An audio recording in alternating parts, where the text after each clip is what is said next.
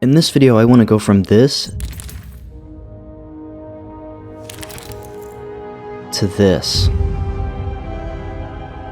That is to take this very low detail cubic voxel model and turn it into a fully fledged Unreal Engine level. If you don't know what Voxel Gotham is, basically I've been kind of redesigning the Arkham Knight map as if the game didn't come out and rethinking it from scratch, obviously taking inspiration from the real game, but at the same time reimagining what the entire map could have been. And I also created my own custom Wayne Tower, which everyone really liked, so I wanted to take that entire build and turn it into an even more detailed version of it. Of course, I'm not going to completely switch to Unreal Engine. It would take a million years to actually create an entire city like that in Arkham Knight, and this map is actually much bigger than Arkham Knight, so it'd be even more impossible. I'm going to stick to the Voxel Gotham series, but I really did want to explore Wayne Tower and really test my abilities. So in this video, I will be kind of breaking down all the different steps and philosophies behind how I actually created what I have so far. This will be a multiple part series, so I'm not actually done yet. I've done the first level of the building, and we're going to expand and add more models and more detail, and depending on how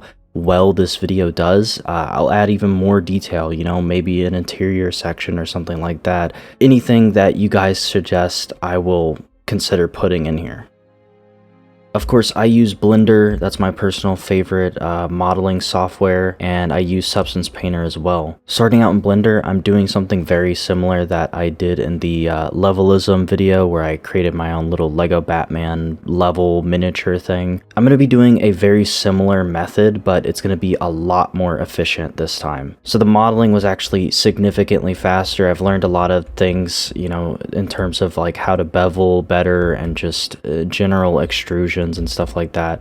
I won't show exactly all of the modeling because I'm sure it's not actually that interesting, but you can see here all the different pieces I've made. So the philosophy of this is that instead of actually modeling an entire building in Blender, I'll be modeling the individual pieces that are going to get kind of copy and pasted a lot, that have a lot of repetition. So I'm not going to model a million windows that look exactly the same. There would be no real good point in that. So I'm just going to model one of them and then actually copy and paste them in Unreal Engine. This also makes it way simpler for texturing. You know, you don't want to model and texture 10 different windows if they all look exactly the same. You just texture one of them, maybe two if you want some variation, and then you're pretty much good.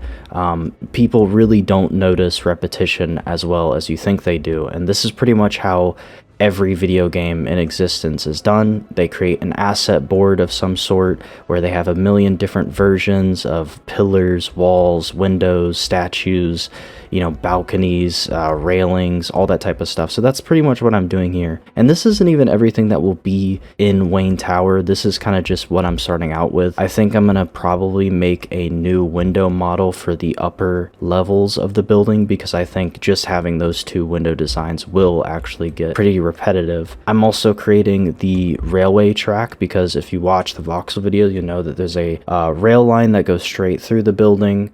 Actually, the thing I did before all of this is I modeled the entire building, like a very low poly, low detail, similar to the Voxel Gotham one, and I used this as kind of like a basis of scale and like what I needed to do. And some of the things that kind of needed to be modeled out, like the archways, like, you know, I can't really create the archways efficiently by just copying and pasting, so I actually created the archways in Blender using the array and curve modifiers, which I won't go into, but they're very useful. Allows you to like bend meshes and stuff like that. Created the Wayne logo, some different decorations. I created doors, you know, pillars, a couple different statues that were actually inspired by real life buildings. A lot of this stuff actually is inspired by real life stuff. This Wayne Tower is going to be a little bit less high tech, you can probably tell, than the game version. I want it to be a lot older, and it's going to be a lot bigger as well. So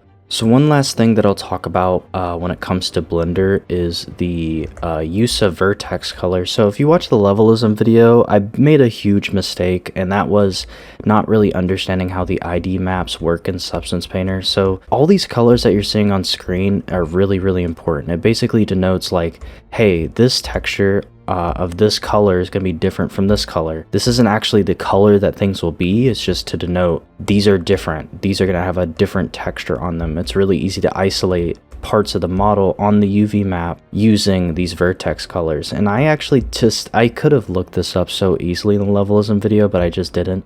So if we actually go to Substance Painter, you can see like what I mean by these ID maps. So it basically generates like the ID map of like where these colors are, the vertex colors, and you can use these to isolate which textures you want to use. And it's just something you use all the time. Substance Painter is really fun. You just build up layers of detail. It's kind of hard to explain, but you're kind of building up the layers and using patterns and textures that are repeated over the surface. You can have like triplanar patterns or UV patterns. I'm sure you don't really understand this if you're not a 3D person, but it's extremely useful to create materials. It also allows you to create smart materials. So if I create this tin roof material, for example, that you're seeing on screen, I can basically save this material as a template and just apply it to other objects that originally did not have that material, and it'll just work as long as your UVs are actually correct.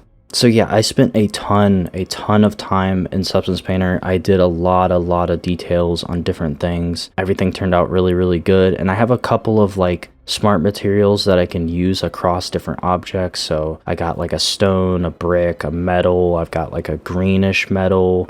I've got a ton of different materials that I can even use in the future if I wanted to, because I'm going to be making more models eventually for this, like I said. And so you can see that I'm reusing a lot of the same materials over and over again. But I also do have to add those like tertiary details, like little patterns or shapes on walls or something as like decorations. So it's not all drag and drop. Like I actually have to create this stuff. Even the textures themselves, like the noise, or like if you see any rust or anything like that, that's textures I actually created. Some of the textures I didn't create, like the bricks, or like kind of the, I don't know what you call those, little flowery patterns or shapes on some of the models. I didn't create those, but a lot of the stuff I did actually create from scratch. So yeah, as you can see, it turns out amazing, and all I have to do is export this as like an Unreal template. So and then all I have to do is like import it and hook up the materials, and I'm pretty much good inside of Unreal Engine. I have noticed that Unreal Engine makes everything way too shiny at first, so I had to like play with that. And then finally I got to Unreal Engine. I could actually start putting this stuff together. I actually live streamed a bit of this process, and it is a little bit tedious because this is my first time kind of doing huge structures like this, actually like combining thousands and thousands of assets together. And so I kind of made the big mistake of using blueprints, which is kind of like a prefab where you can like group things together and then copy entire groups of things instead of having to rebuild it over and over again. So like if I have a big wall of windows, I'll just put it in a blueprint. This is actually a huge, gigantic mistake that I made, because blueprints are more like permanent. Like you don't want to make a blueprint unless you know that you're not going to have any variations, I guess, to the blueprints. Which when it comes to architecture, where you're constantly having to like kind of reshape the building or move things around, or you accidentally missed an item or a model or something, then blueprints really aren't the way. The best way to do it is with the grouping. It's literally called a group. You make a group and it's way better. And you can like easily ungroup, so it's not a huge problem. Other than that, it was pretty much smooth, just kind of putting it together. It's a little bit tedious, but once you get these kind of like patterns going and like you kind of know what you're doing, it goes a lot faster. And also this is the base of the building, so it's gonna be pretty freaking large, and I only really need to build a quarter of the building, so it's similar to MagicaVoxel, similar to a lot of other things. Like if you can get away with copying and pasting or mirroring or whatever, then you definitely have to take the opportunity to do that instead of rebuilding the same thing over and over and over again. One thing that was really important that I actually thought up before I even opened Unreal was the world-based textures. So instead of having a model for every single shape that I need in the game, there's going to be certain walls that just they're going to be very specific, like in the moment, like, oh, I need a wall like this to cover up this hole or whatever, or I need this shape, or I need this floor here that needs to be this dimensions. Like you don't want to model out every little version of these like simplistic models. Instead, what you can do is make a world-based material that Unreal has by default in the shader graph. And it basically kind of, you don't have to UV the object, it just kind of applies the texture over it. And so you can kind of make a object as big as you want or wherever you want in the world, and it's going to kind of like apply the texture based off of where it is in the world. And so this is very useful for just like ceilings, walls, floors, just very basic stuff. You can also model things in Unreal Engine, and I actually needed to use that for the archway that goes under the building. So in my version, there's actually like an under section to the building that has a bunch of balconies and stuff, so the road will like literally go under the building, kind of like Wayne Plaza. And so there's these big archways, and instead of modeling this out, you know, that would just take forever and it's just kind of pointless. I can actually just model a very simple object inside of Unreal Engine and just apply a world-based texture onto it. And so you can see that it worked out very, very well. One of the last things I made, which I actually really think is cool, is this kind of entrance section. So I made these like large doorways for what I would consider like the kind of main entrances, or like the office entrances to the building, because Wayne Tower is pretty much an office building. And so we got these like big doorways, and I have this giant overhanging thing. You can actually see the image in the reference that I base this off of. I actually base it off of 2 different references, but it's such a cool like gazebo, or like I don't know what you call this, like overhang skylight design. It's really cool. And then for the Wayne logo, I was thinking of making a smaller Wayne logo, but I was like, why don't I just shrink the giant one that I made? And so as you can see, I have a little like section that's kind of like gives you the vibe of this area, like it's emitting that neon light. I want the whole building to have that kind of vibe. There's just something to look at every part of it, and like a bunch of details everywhere and lights. And the thing about Unreal Engine, I'm not a huge fan of Unreal Engine in general, like actually making games in Unreal Engine. It's a very heavy front-loaded engine. So they do something that is very similar to ray tracing. It's not exactly fully ray tracing. It's like a very shortcut version of ray tracing. But even though they do that, it's still very intensive. Unreal is a very intense, like high definition, kind of over-bloated engine. But when it comes to art and just like putting stuff in, like it doesn't matter how many lights you put in the level and all that type of stuff. You don't need to set up like light probes. You don't need to set up reflection probes. It kind of just does it all for you. And so that's kind of the magic of Unreal Engine, is just like for the artists, it's great. And so that's kind of why I chose to do Unreal Engine. Something else you can also do is you can actually play around. Like Unreal Engine just kind of offers a playable character. Yeah, currently the scale is not correct at all. And I can actually, the collisions aren't correct either. So of course, I'll need to fix that at some point. But what's also cool about Unreal Engine is like I can really easily put like a Batman model and have Batman walk around, or just put Batman in the game for some cool screenshots and stuff like that. So yeah, this is probably going to be a pretty short video, but I spent a countless amount of hours like staying up really late working on this, just because like the modeling actually takes forever. So this is kind of like also a portfolio project, you know, even if the video doesn't do amazing, which I really hope it does because I spent so much time on this. I think it's really cool. It can count as a portfolio piece at least, I guess. But that's pretty much it for this episode. I would do more, but I'm gonna have to leave for a couple days, so I thought, you know, might as well put something out, you know, at least to have it get the series started.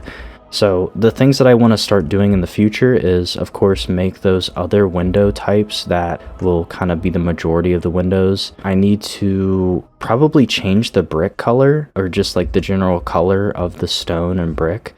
It's very tan at the moment, and I kind of want it to be more of a bluish, kind of like what they have in the actual Arkham Knight game. Anyways, that's going to be it for this video. Please support this video. Please support the Voxel series, and also support the Lego Batman series. I really liked my last Lego Gotham Specters, which is like a hypothetical Lego Batman reboot. My last video was on Nightwing and all of Nightwing's suits and gameplay and stuff in this hypothetical game.